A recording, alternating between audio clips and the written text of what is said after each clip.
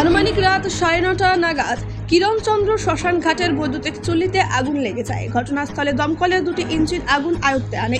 এই আগুনের ফলে বৈদ্যুতিক চুল্লিতে শবদাহ করা সম্ভব হয়ে ওঠেনি, যার ফলে দূর দূরান্ত থেকে শবদাহ করতে আসা সাধারণ মানুষ বিপাকে পড়ে যায়।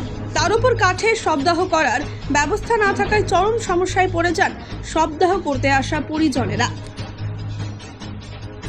সত্যি আজকে অবাক লাগে, আমরা শিলিগুড়ির বুকে কর্পোরেশনের আন্ডারে মিউনিসিপ্যালিটির আন্ডারে আমরা নাকি শ্মশান ঘাটে থাকি, তাও আবার ইলেকট্রিক চুল্লি।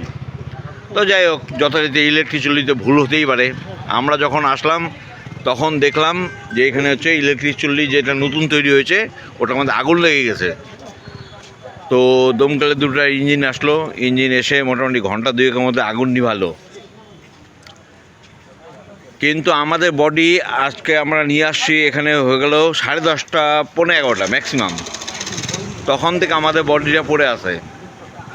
এবার আমাদের যদি বলতো যে আজকে এই চুল্লি কাজ করবে না, এখানে করতো না, আমরা অন্য কোনো ব্যবস্থা করতাম। এখন এখান থেকে জানা হচ্ছে যে এখন কোনো চুল্লিতে কোনো কাজ হবে না, আপনারা নিজেদের ব্যবস্থা নিজেরা করে নেন। এবার আপনারা তো বডি নিয়ে আসেন, আপনারা বলেন ব্যাপারটা কি? বলতে হচ্ছে রামঘাটে নিয়ে যাও, বলতে সাউডাঙ্গি নিয়ে যাও, লাকড়ি পাওয়া যাচ্ছে না এখানে কোনো আমাদের। বলো শুনুন তো, বলো কী কী পাওয়া যাচ্ছে না বলো। কিছুই পাওয়া যাচ্ছে না। পাওয়া যাচ্ছে নাকি? চোদন তো দিলাম, কোনো কিছুই নাই, কিচ্ছু নাই। কম চোদন দিছি নাকি? আমরা শুধু এইটা না, আরেকটা বডি লাইনে আছে, আমরা দেখাচ্ছি গাড়ির উপরে। দেখেন গাড়ির উপরে আরেকটা বডি পড়ে আছে।